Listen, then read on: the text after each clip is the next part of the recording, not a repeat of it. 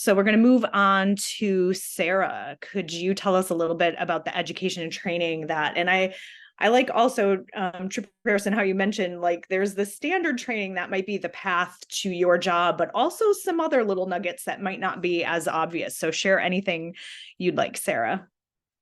Sure. So I think, I'm thinking back to middle school and high school, and I think I definitely was a person who really enjoyed being around people and helping people in general and communicating. But I think being involved in things outside of school, like have like community service and working with other people and just being in a helper role sort of like throughout my life has been really important.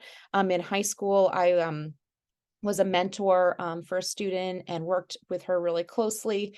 Um, and a lot of summer jobs that I had were usually related to like either being a camp counselor or working with students who maybe needed a little extra help. And so I think all of those little experiences along the way, it really helped me learn how to work with people and how to be caring and empathetic.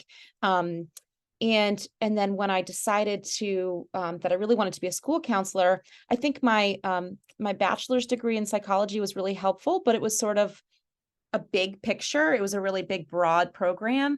And I learned some great things, but I think it probably wasn't until I went to graduate school and I went to Plymouth State University.